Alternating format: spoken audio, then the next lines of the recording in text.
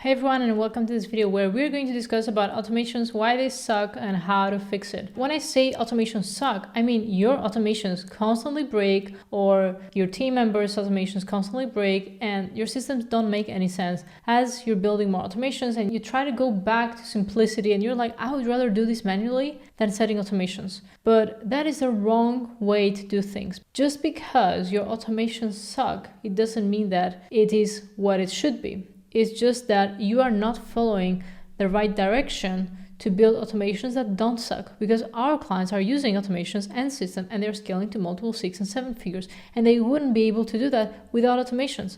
Now, I'm not saying that just because you set an automation that now you'll be scaling and making multiple 6 and 7 figures, but automations make your life easier. Now, I'm not going to talk about the technical understanding of automations because this is a given. Like, you need to know how to build automations and you need to work with experts that can build automations that are going to work very well for your business, right? But let's get into the more specifics, like what are the things that you're doing wrong in your day-to-day, or when you're having a concept and you turn it into an automation, so then you don't do this moving forward. The first problem that I see with most systems integrators or like businesses that have automations is that they have a poor objective analysis. So oftentimes what these businesses will do is they will do this. They will go here and they will say, I need this automated, right? I need this to be fully automated. And then someone will take the task to automate it.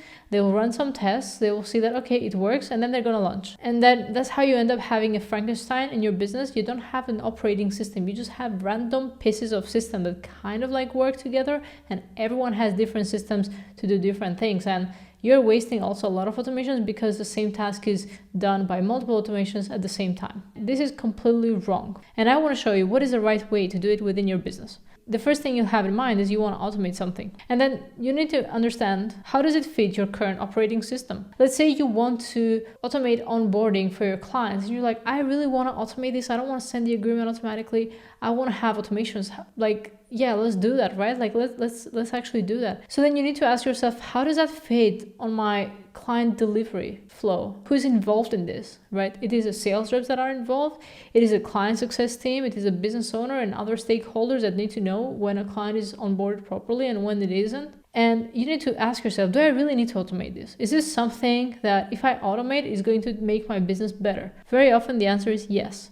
So you need to ask then yourself, are there more things that I need to automate? Is it just the agreement and the client materials, or are there more things that I'm trying to automate? For example, maybe sending some notifications, maybe tracking the client's receivables, or building some stuff automatically and not just what I'm trying to do. This is going to allow you to have a process internally that is fully taken care of by automations, and you don't have some tasks being manual and some tasks being automatically, because here's what it will happen. People will think, oh, I thought that was automated. Oh, I didn't know it was manual. Oh yeah, it was automated. Well, I also did it in manual. So things start to kind of like fall apart when there's not a process that allows people to see like, okay, this is automated and this is manual, and should it really be manual or should it really be automated? You make a decision, right?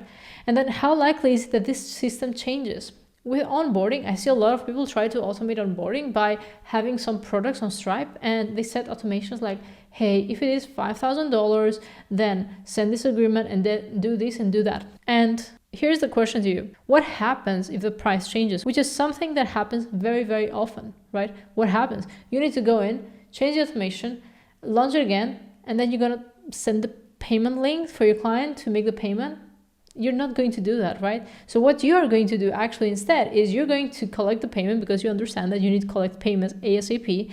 And then from there, you're going to do the rest manually. You're going to tell everything, hey guys, we need to update the automation for this price as well. And then how many times are you going to change the price? So many times, right? And I've seen automations fail because people don't build it in a way that they are dynamic. Or if it is dynamic, it is not in a way that someone can go in and change it without being a technical person or systems integrator. For example, when I create automations for onboarding, I don't rely on payment links. And the reason for that is because I know that sales reps will change the prices all the time. The product may change a name. The product may not be a subscription anymore. Maybe it's going to be a Black Friday offer, which could be like a lifetime offer. So many things could change there. So you need to ask yourself, which variables will change? Will there be any variables that will change? Is there a way that I can make this dynamic so we don't need a systems integrator to go in and change these automations, but instead I can do it, a V can do it, anyone can do it. And a great example of that is, of course, the onboarding, where we don't use the payment links, but instead we use something called the sales report form. And by the way, if you were looking for the client onboarding, it is one-click onboarding. You can check it in the description. But then another example, it is the sales calls automations. A lot of people have the trigger be like, okay, filter based on the calendar name, which, by the way, super wrong. The calendar name could change hundreds of times. And the way that I do it instead is that I have a table called booking links, and then over there I have all the booking links, and the automation works in a dynamic way. So then it identifies, hey, is this booking link on this list or this table? If yes, run the automation, and anyone can go and add a booking link on that table. Of course, we cannot automate absolutely everything, but there are things that we can definitely automate, and we can follow a better logic instead of just focusing on one variable that changes so often, like for example, the payment links. So then let's go to the next part. What scenarios are there for this automation? There is a call booked, there is a call reschedule, there is a call cancel. Which one do I want to automate? Do I want to automate all of them or just a few of them, right?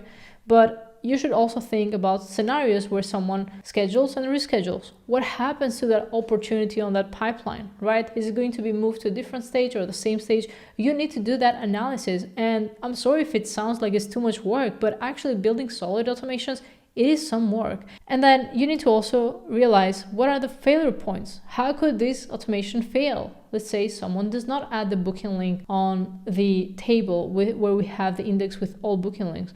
Or with the onboarding, for example, the failure point could be the price changes or the product changes, or we have a Black Friday offer, which is so common. So this is another point that you need to take into consideration. And then you need to create a diagram with all the details and share it with the stakeholders. Confirm with them, hey, is this the logic you want?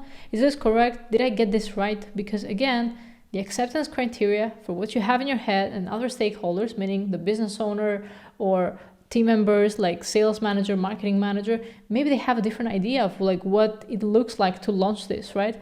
And then from there, you're going to build the automation, test all the scenarios, shoot a loom as you're testing it so then other people can see that actually it works, and then you launch. And you may think like, oh my God, this is such a long process, but in reality, it's not. You just need to get that new habit of analyzing and then checking all the scenarios and testing all the scenarios. And then you need to confirm the acceptance criteria, like, hey, this is what it's going to look like. Are you okay with that? And then people will say, yes, I'm okay, cool. You build, you launch, and that's it, okay? So you need to stop doing this quick, let's go build automations fast. And instead, realize that you're building once and you're building for good. You don't build a Frankenstein random little system automation, okay? So really put that in your mind, like this is how it should be if you want to do a solid work. And then here's another reason why your automations suck. It's because you work under unrealistic time constraints. You tell yourself, I'm going to do this in 1 hour. I'm going to do this in 30 minutes. And of course, if it is a simple automation, everyone can do it in 1 hour or 30 minutes or even 5 minutes. It doesn't need to take all that time and you don't need to do like crazy analysis. But if you're trying to automate your client onboarding, do you think it's going to take you 30 minutes? If you have so many variables, like you want to send contracts, you want to send agreements, you want to send folders and files and sheets and docs and emails, right? It's not going to take you 30 minutes, because if within 30 minutes you build the automation, you define all the scenarios, you check all the failure points, and you test and you create the diagram, then I don't know, you're probably the best in the market. But I have never seen anyone do that. And I would rather have you focus on quality and speed rather than just speed. And then if you are a business owner and you have systems integrators, you need to understand that constantly pushing and pressuring your team, it's not something you should be doing, because they can build an automation, but if it constantly breaks, what is the point? There's no point in having such automations in your business. It's quality over speed. And of course we do want speed, but not neglecting quality just for the sake of having speed. And if you are a systems integrator, you need to do a better job at communicating how long it actually takes you to build these automations. Because if you're just a people pleaser and you're just like, okay, I'll do it, and then it fails, then it's really a bad look on your end. You're really undermining your work when you are committing to something that is super unrealistic. And then when it comes to the systems integrators, another thing I see you guys are doing wrong is that you don't understand your niche. Like you don't know what the sales process looks the way it does or what it should actually look like. You don't understand the sales reps and you try to turn them into like organized freaks where they go and like they update the CRM for every single thing, and they are not going to do it. And a good example about this one is that I'm currently working with like general contractors and we're building systems for one of my clients, and there are so many softwares out there that are trying to streamline project management for these businesses that are doing remodeling, they're doing like custom home builds, and they're expecting general contractors who barely know how to use their iPhone. And I'm sorry if this sounds offensive, but a lot of people in that space, they don't really know how to use iPhones because they do really manual work out there. And not all of them are organized, and not all of them have the time to actually go and read about like processes and process mapping. And this lady on a video was talking about process mapping to a general contractor, which it's crazy to me to think that someone would expect a general contractor to do process mapping. Because how should that person even know how to do process mapping? Not even business owners know how to do process mapping in the online space where they have marketing agencies or like creative agencies. So as a systems integrator, like a systems person, you need to stop being in your head and trying to build some automations and systems that just make sense in your head, and you need to understand your niche better. And the more time you spend understanding your niche, the more you will be rewarded, because people will use your systems and your automations and your systems will not break, and the data will be collected. Everyone will be happy. Okay. So let's go on to the next one. Not improving your systems. With time, the processes will change and you need to adapt, and things need to be done better and differently. Sometimes you need to strip things apart and focus on the main thing because maybe you built too much, right? And maybe your team does not need all of that, and you need to be open to that kind of feedback without taking it personally. And then building complex and gigantic automations that are hard to maintain is also a reason why your automations are breaking. I see it a lot, like people are really impressed with like some gigantic complex automations with like hundreds of steps, but you need to keep in mind that these are hard to maintain. And when a system or an automation is hard to maintain, it means that there's going to be a lot of failure points, and it's going to be hard to identify what exactly failed. And then if you decide to go on another role and someone else needs to take over and manage the automations that you build, it's going to be hard for them to maintain what you have built. And of course, if you are a business owner and you're building really complex stuff and you expect other systems integrators to come in and take care of this, it's going to be hard for them. So when it comes to automations, try to simplify it, try to not consume a lot of tasks, and try to merge tasks if that is needed, right? Like Zap steps or operations within Make, try to merge them as much as possible. And over time, just get better, so then you can see, okay, this should have been done in a better way. Let's improve it, right? Daily checks is the next one. The daily checks can be annoying, right? Like, why should you be checking automations when you've already built them? But automations will fail for XYZ reason, right? Like a company changed your API or something changed on the way that the integration is happening. And you need to be able to get to the resolution before it's midnight or before the next day and all the data is lost. So instead of being reactive to when automations are failing, focus on being proactive. Every day, allocate 15 to 30 minutes to check automations and their history. Are there any failures? Are there any automations that are held? Are we reaching the limit of automations we have available per month? This is something I do with my team and every client account. The moment the client starts working with us, until they are offboarded completely, we check daily their automations. Is there any failure? For whatever reason, there is one, we are going to solve it. And this happens in the first 3 hours of our working days, because I don't want to be fixing an automation at midnight. It is the worst thing that could happen to any systems integrator out there. And the next point is you don't get better at building systems. Every day you should be learning. Every week we should be learning about systems, automations, how the products that your clients are using, like the software, how are they getting better? What other new features are there? Right? And how can you leverage them to create better automations?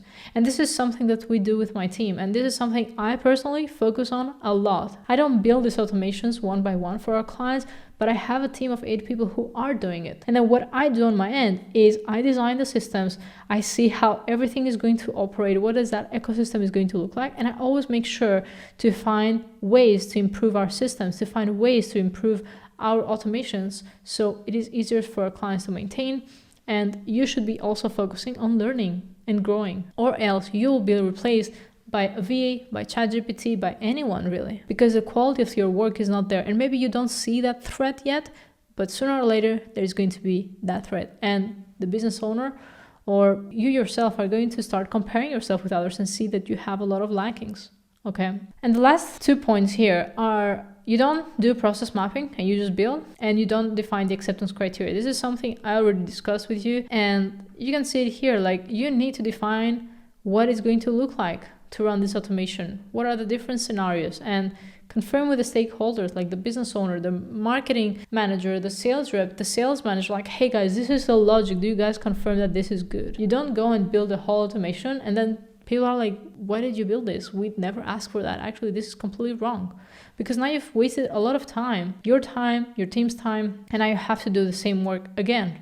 So these are all the reasons why your automations suck, why they fail, why they don't meet your criteria, why they're not high quality, and people don't want to actually work with you if you're a systems integrator. And the quality is the most important part. And this is something that I focus on a lot as we're scaling clients to 100K and 500K and $1 million per month, because this is truly what sets you apart from the competition. Anyone can just go on Fiverr or Upwork and get a systems integrator to work with them. Some business owners build them themselves. And it's cool if you do build them yourself, but make sure that your automations are not like left in the past from 2020, what was possible then, because there are so many ways you can streamline your business and you can scale your business with automations that are actually really solid, and you don't need to have a system integrator checking them every single minute for them to run. So that's it, guys. If you're looking for the one-click onboarding, you can find it in the description. It is one of our low-ticket products where you can set up your onboarding automation so you don't need to do any crazy stuff yourself. We have created some templates for you,